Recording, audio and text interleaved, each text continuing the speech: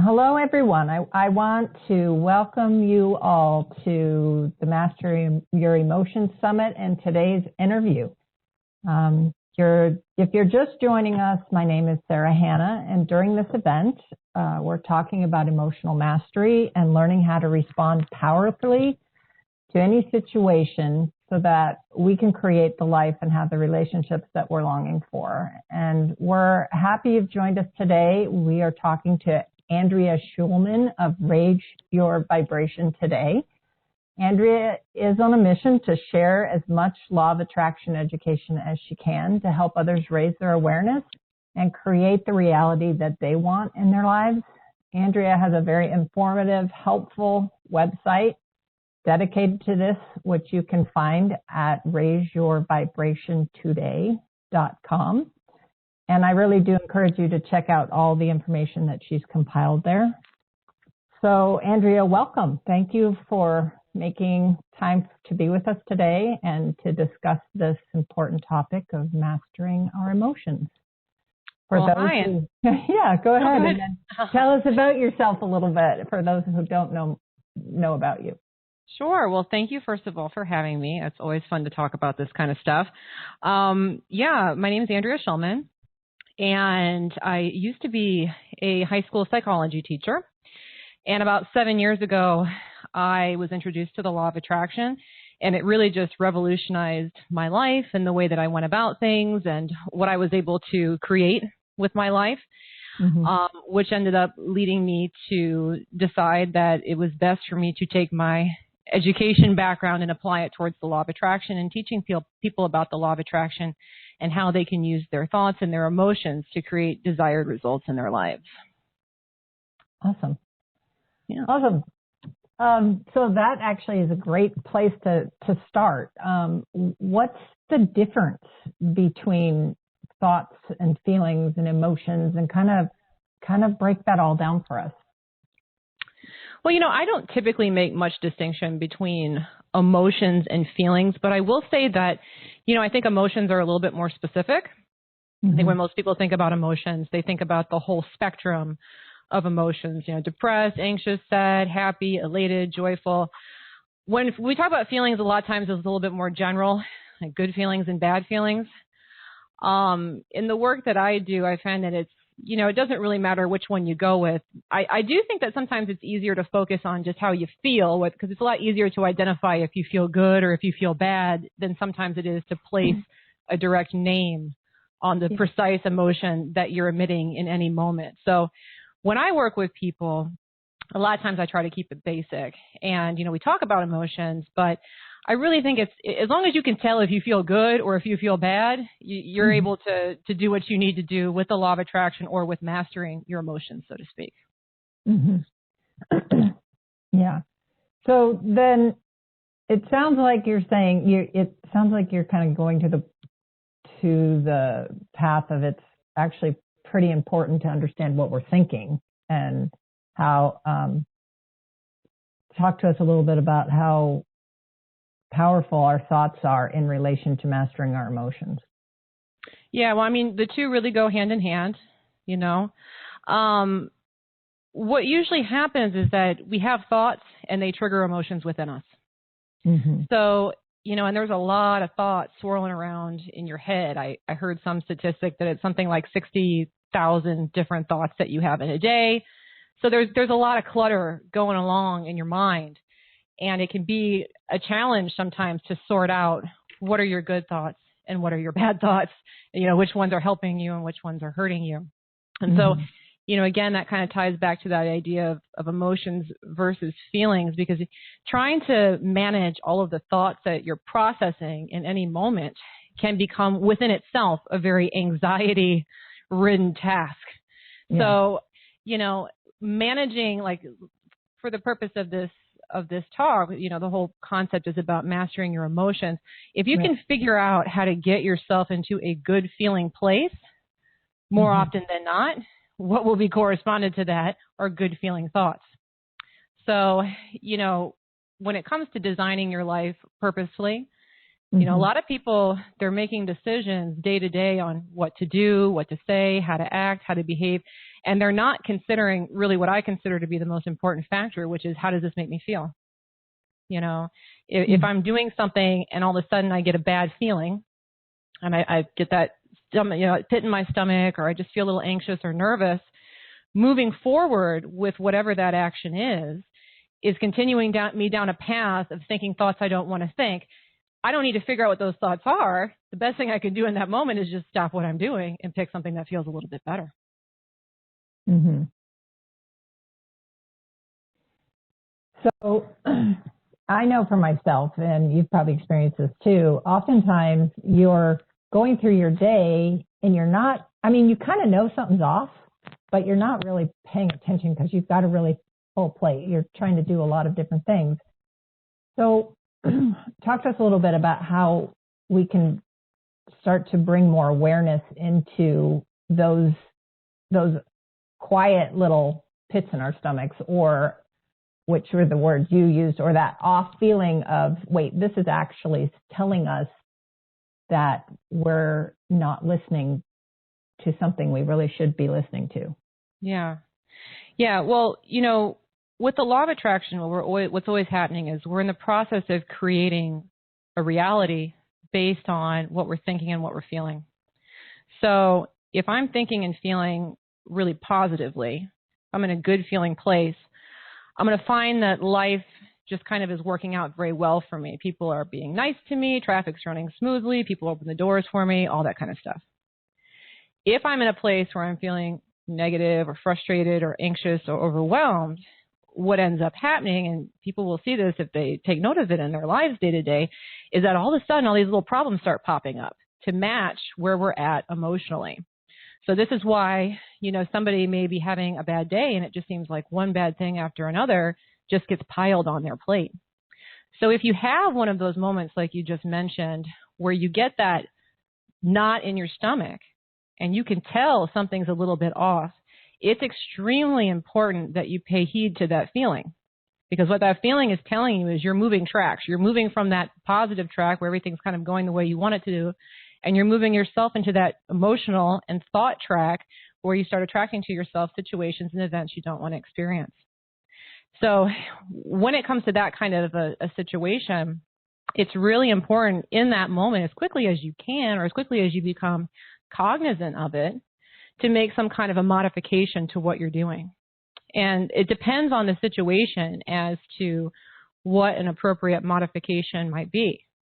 So for example, maybe you're talking in a meeting, you got all this stuff going on with work, and you're starting to feel a little bit off, a little bit stressed. Well, maybe you need to take a break. Maybe you need to do some deep breathing. Maybe you're hungry. Maybe you need to eat. But try and, as soon as you feel that negative feeling, turn yourself inward and just ask yourself, what would make me feel a little bit better right now? And be open to whatever the answer is to that question. And whatever the answer is to that question, go do that. If that means take a break, if that means take a breath, if that means distract yourself with a different activity, if that means change the topic of conversation, if that means you need to go to the bathroom or drink some water, whatever the answer is to that question, follow that. That'll get you back onto your good feeling path, rather than doing what so many people do, which is that they ignore those little tugs that things are off and they keep moving forward with whatever activity they're on. They keep trying to get the work done. They keep going through the motions. And that just causes that gut feeling to get bigger and bigger and bigger and create more and more problems in our life. Yeah. So let's talk a little bit about this idea that oftentimes it's a sudden thing that we find ourselves, especially in relationships. You're in a relationship with, talking to either your significant other, your child, your parent, good friend, and it's just like a sudden thing. Things are just going tickety-boo, and then we're suddenly in this, whoa, what just happened here? Because I'm suddenly in an intense emotional situation with this conversation that just kind of came up. It certainly doesn't feel like we choose those feelings involved. It's just like there. So what does it mean when people say we choose how we're going to feel? And what can we do in the scenario that I just described? Yeah. It's a good question. People do say that you choose how you feel, and a lot of times it doesn't feel like you choose the way that you feel. What's important to understand about these kind of choices is that a lot of times these are choices we made a long time ago. Yeah.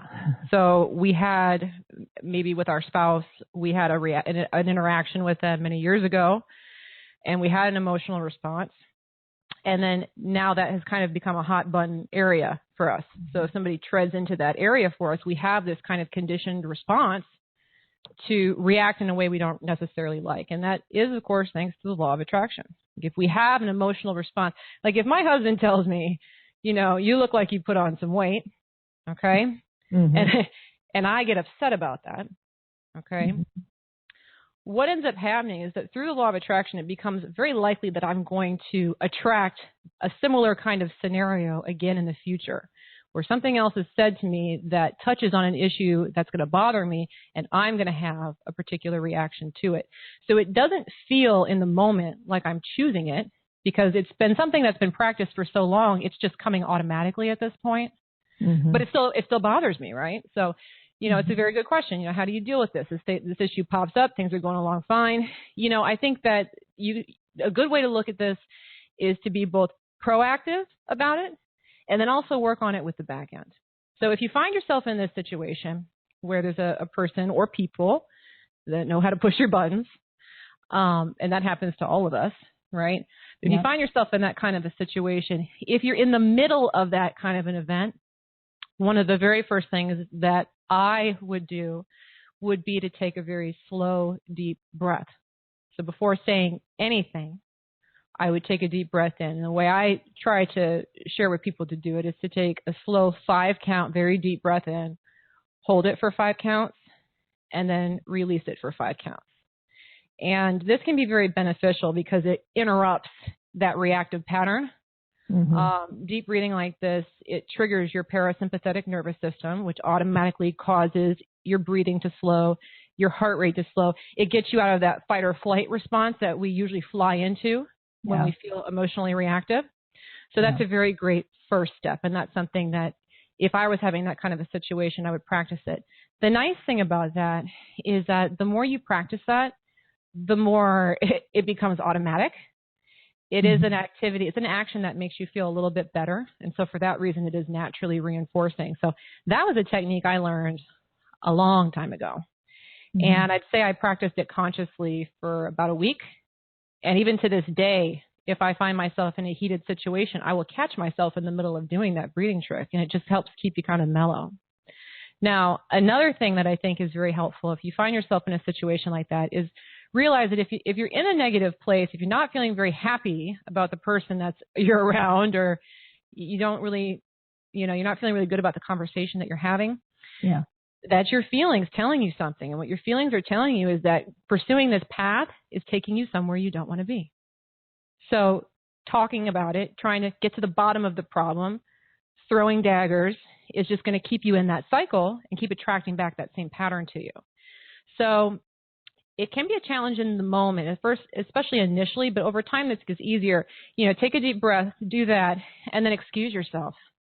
That's one of the best things that I can recommend. I mean, if you're having a problem with your spouse or your boyfriend or your girlfriend or, you know, whomever is baiting you for whatever reason, you know, do your best to step away. And so, you know, I might just tell the person, you know, right now I'm feeling a little flustered, and I want to make sure that when I talk to you, I speak to you in a way that's productive.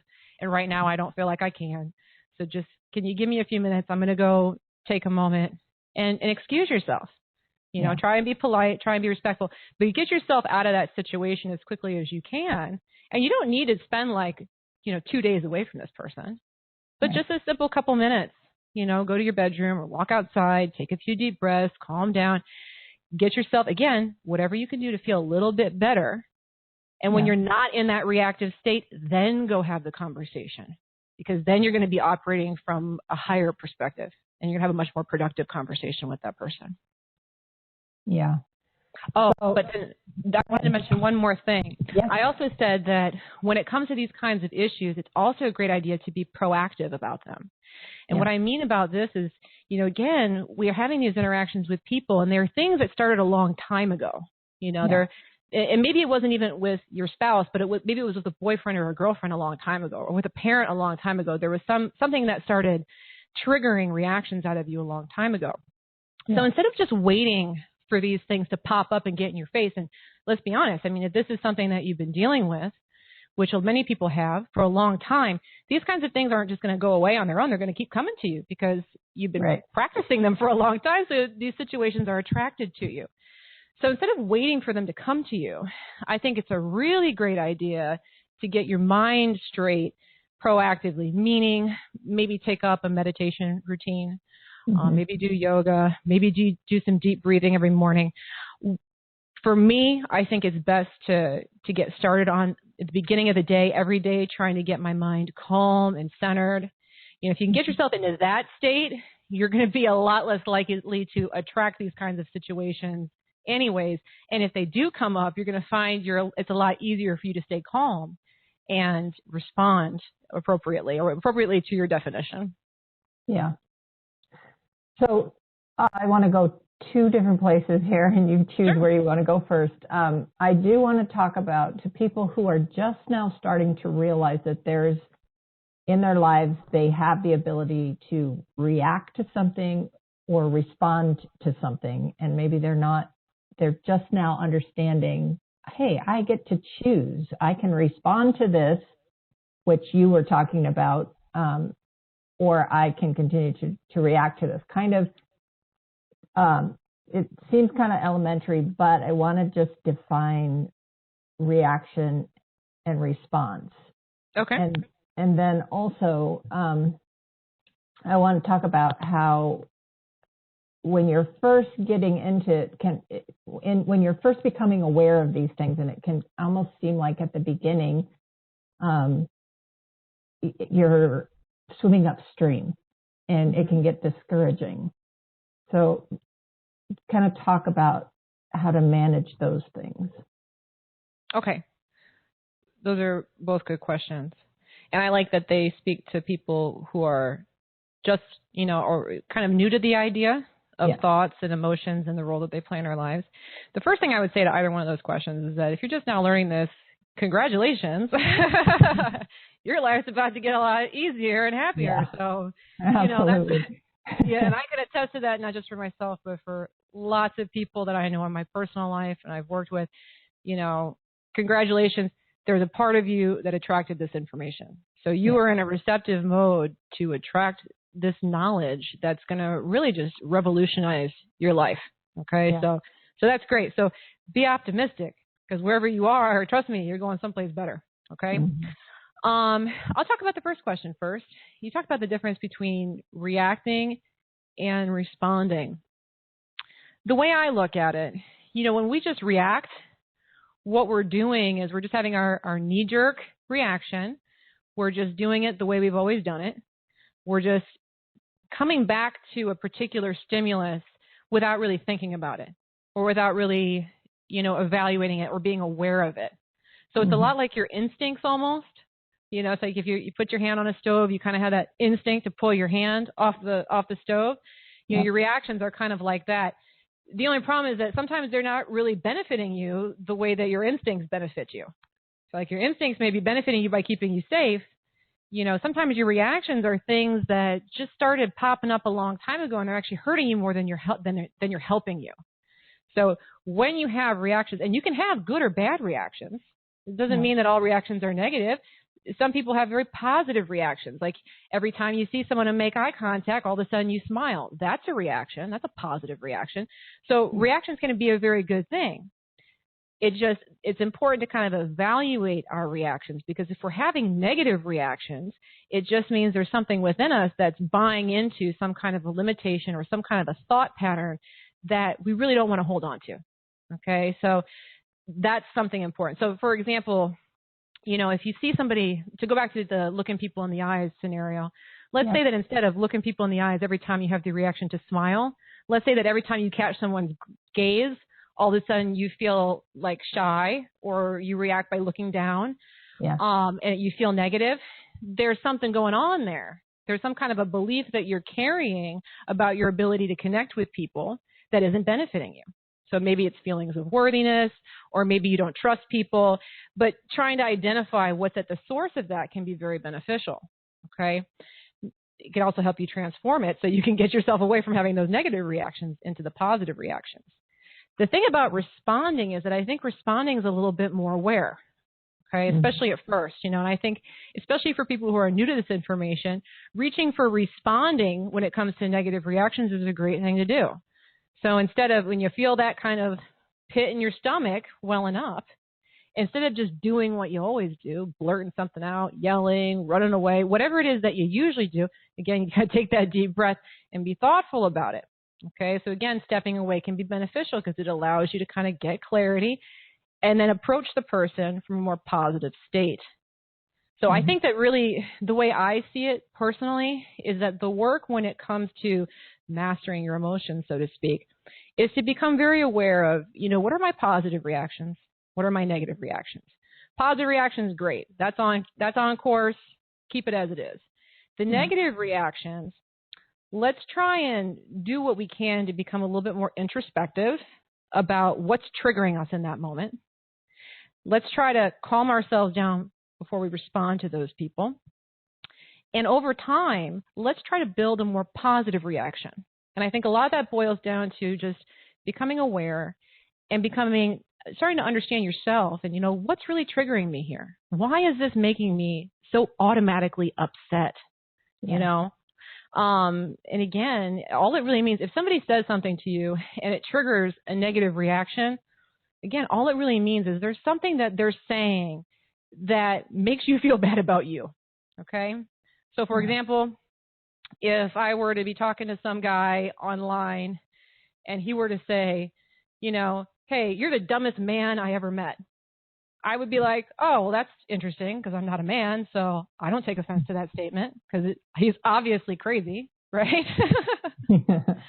But if he were to say something that really poked at something that bothered me, like if he were to say, oh, your ideas are so stupid, and if that really bothered me, it would mean that within myself there was a part of me that agreed with him, or else I wouldn't be having that reaction.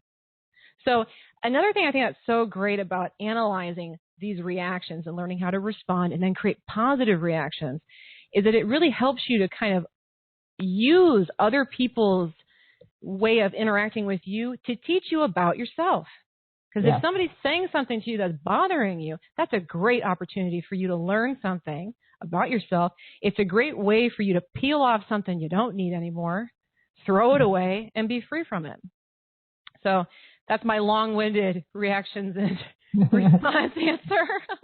No, that's awesome. That's awesome because that's such good, it's just good wisdom there to be able to stop and say, wait, this is telling me something about myself that isn't serving me, and being able to create a better environment within your own self. Exactly. Yeah, and there's this perception, I think, that a lot of people have that other people are doing things to me. Other people are hurting me. Other people are offending me. And it definitely feels that way in the moment. I agree. Yes. But what it boils down to is that crap is inside of you, unfortunately. And when that person is saying it, all it's doing is that it's alerting you to the fact that you're holding on to this stuff you don't want to hold on to. That's all it's doing. Because if somebody were to come up to me and say, your website sucks and I hate it, I'd be like, okay, well, you must be having a bad day. That doesn't offend me because I don't feel that way, But if I really felt that way, then that comment would really hurt me. So it's really about, a lot of this has to do with self-esteem and worthiness work. At least for me, I've found that over the years, wow, I didn't realize how much stuff I was holding on to. But you just keep going, that's the nice thing about this journey. You just keep learning and keep letting go of little things you don't need, and you start grabbing onto things that are very helpful, and it's just a very positive journey upward. Okay, so, okay, and then you had another question here about how when you first become aware, what did you say? It's like it's swimming like upstream. Swimming upstream, it's like takes a tremendous amount of effort, and it's it's like constantly in your face, and it's easy to feel like this is everywhere in my life kind of. Yeah. Yeah, it can be overwhelming, you know. Yeah. I get that, you know, because all of a sudden you kind of realize, oh, okay, so when I feel good, I'm on the right track. When I don't feel so good, I'm not on the right track. Well, I'm on the wrong track a lot of the time. Right? So, but again, you know, I think perspective helps. That's one thing I would keep telling myself is, okay, well, this is a key to a lock I did not understand for a very long time. So right now I'm new to this. So there's going to be some things that I'm going to be looking at a little bit differently, and that's okay, because for every single one of these little things that I turn around, my life's going to get so much better. It's going to get so much easier. Mm-hmm. You know, so keep some perspective, because if this isn't, not everybody hears about this information and gets it or wants to get it. So if you're somebody who's attracted to this information and you get it and you want to get it, doesn't really matter if it feels upstream right now, because it's an idea that you've latched onto, and now that you have it, you already have momentum. And with the law of attraction, momentum is everything. You know, if you have an idea, the more you attend to that idea, the bigger it gets. So if you really kind of get in your mind that, okay, my emotions are important, how I feel is important, and I'm going to make it my goal to feel as good as I can, the more you practice that thought, the easier it gets. It's like a snowball rolling downhill. At first, it's very little, but as it gets going, it picks up a lot of speed and a lot of mass, and it becomes a force of nature in your life. So be aware of that. At first, it probably is going to feel like it's going a little bit slowly, but it's just like a snowball, or it's just like riding a bike. Those first few pedals are going to take a little bit of effort, but as you get going, it's going to pick up steam. Okay. The other thing I would really recommend is to keep it simple. Like, a lot of people, you know, they hear about this information and they want to transform everything in their life right away. Or they have these goals like, well, now I want to be a millionaire in 6 months, you know. Yeah. And sure, those things can happen. Absolutely. If you got the right mentality, I say go for it. But I think it's a lot easier and a lot more fruitful, especially in the beginning, to just really focus on, let me try and make it my goal to enjoy my life as much as I can, and to make it my goal to do what I want to do when I want to do it as much as I possibly can. That's a really simple, easy plan that, you know, a lot of times it seems almost too simple, but it is very beneficial. Just keep asking yourself throughout the day, is this what I feel like doing right now? Is this what I feel like doing right now? Is there something that could I make this a little bit more fun right now? Is there a way I would like to do this different?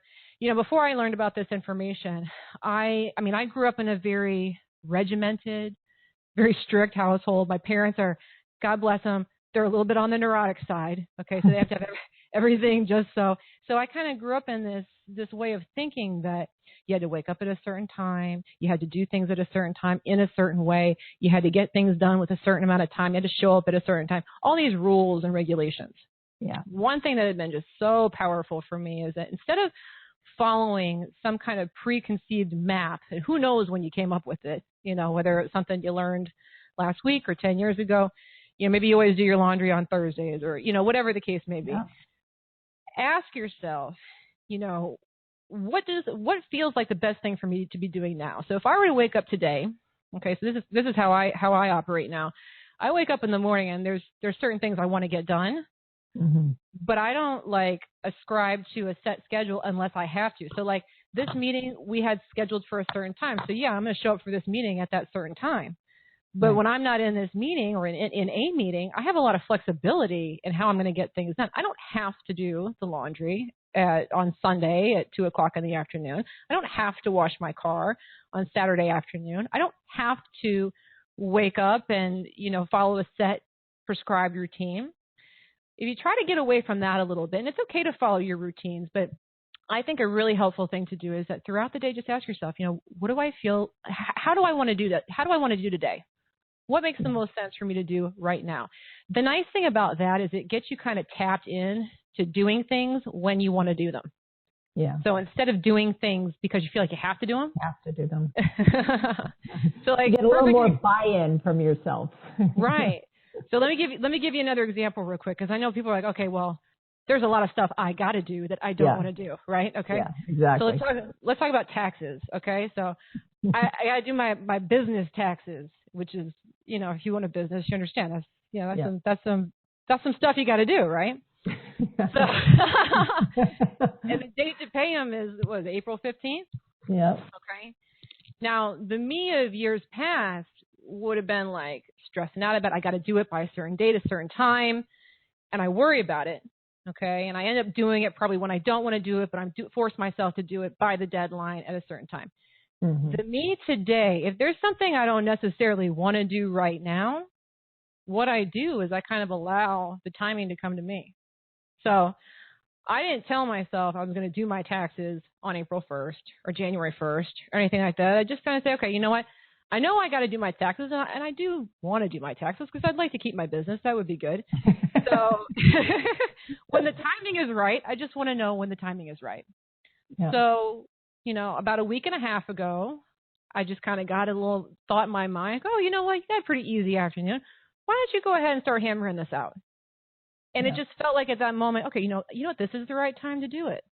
So that's kind of what I'm getting at. It's not about just doing nothing but fun, joyful things all the time, because truthfully, your life has a lot of limitations you've already kind of built into it, such as taxes and schedules and all those kind of things that you need to attend to. Yep. But you don't need to worry about when to do them. Just if it's something you know you don't really want to do, just say, hey, okay, I know I need to do this, and there's a part of me that wants to get this done. So when the timing's right, let me know. And then wait for the inspiration. And when the inspiration comes, do it. Yeah. That's the trick. Yeah, and that's how you give yourself optimal timing. Because then you end up doing, I ended up doing my taxes on a day where it felt like the right day to do it. I was in a pretty good mood. I had the time. And it was pretty quick for me compared to, other times when I did it from a place of stress and anxiety and worry, and I'm trying to do it on TurboTax and it's all shutting down on me and all these problems are going on because I approached it from a different state of mind. Yeah, that's really good. It's really helpful. So it sounds to me like you're saying actually that learning emotional mastery, or this whole responding rather than reacting thing that we've been talking about, it's not a once and done thing. It's a journey. Yeah, absolutely. And you wouldn't want it either any way other than that, truthfully. And I think that's another thing when you talk about people who feel like they're swimming upstream and they're new to this. A lot of times what's going on within those people is they have that kind of a limiting belief that somehow there's some way for them to get it right. And once they get it right, everything's going to be perfect and then they can be happy. But I mean, really think about that. Be totally honest with yourself. If I could get everything right now, and my life would be just perfect, and everything would be exactly as I wanted it, and I never had to do anything else, would that really be an inspired life? No. I mean, there's a part of us that we like the creating, we like the adventure, we like feeling like we're making progress. So life has progress built into it. There's no getting out of that. So even once you learn this information, that's great. You're on the path, but you're going to keep learning. I learn new stuff every day, all the time. And it's, even like this idea of emotions or the law of attraction, I learned it a long time ago, but there's new ways and there's new depths and there's new intricacies that you continue to learn. So it's not about getting to the ending point, because that would be no fun anyway. It's about getting on the train track you want to be on, getting on that path you enjoy, and letting it unfold and enjoying the discoveries and the improvements that you make along the way. The problem is a lot of people aren't on that track. They're on the other track. They're on the I'm going to suffer my way through this track. And that track's no fun at all. So, if you're new to this, it's great because, you're on the train that's going to be fun. So just go easy on yourself and enjoy the ride. Because as long as you stay on this train, you're going to, like you said, you're not one and done. You're going to keep learning more ways to apply this, more ways to, make your life what you want it to be, more ways to enjoy happiness and ease. It's just going to get better. Yeah. Yeah. So as we wrap this up, is there anything else that you want to add and that we haven't discussed, and anything? Nothing is coming to mind right at the moment. I went off on a lot of tangents there. I talked about a lot of stuff. It was really good. Trying to think about what I didn't say. No, I mean, I think we had a good mix there. Unless there was any other thoughts that you had or wanted to chat about.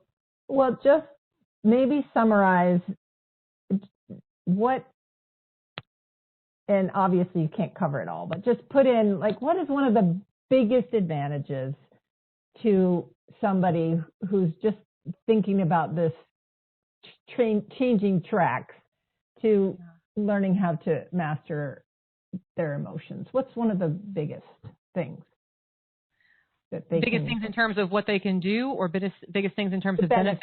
Benefit. Biggest benefit to them. Why do this? Why do this work? Man, your life's going to get so much easier.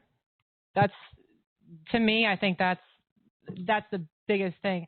I mean, I teach the law of attraction, and a lot of people are very interested in learning how to apply the law of attraction to get money or careers or houses or relationships, blah, blah, blah.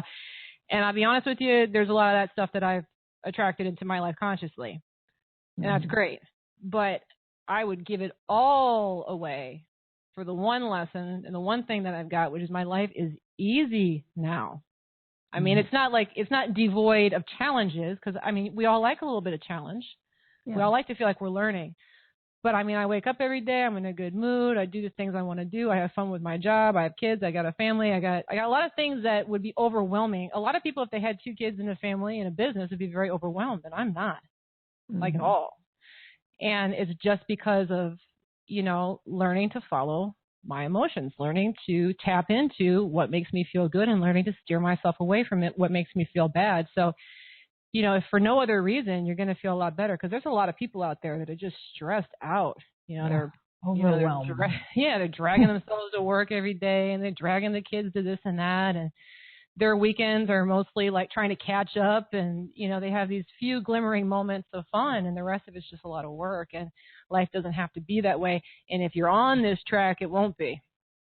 So, that to me, I think is the ultimate, the most important thing, is that your life's going to get a lot easier, a lot more fun, and you'll still have challenges. Like you said, it keeps going, but the challenge is all part of the fun. The challenges stop being these insurmountable problems, and they start becoming these fun things for you to try and figure out and, improve upon. Yeah. So, well, I know that you have a free gift for our listeners, so you want to tell us a little bit about that before we finish up here? Oh yeah, the free book that I have, it's an ebook on your language, which wasn't something that we talked about. But your language and the way that you speak, the kind of words that you use, can also be very powerful in shifting how you think. A lot of times, again, like our reactions, we have certain ways of speaking that reinforce a lot of these thoughts that we really don't want to have anymore. So within that ebook are a lot of easy suggestions for how to just make little tweaks to how you speak to make it easier for you to tap into those thoughts that you want to have, and easier for you to let go of those thoughts that you do not want to have. So that's an ebook on law of attraction and language, how you speak. That sounds like it would be very helpful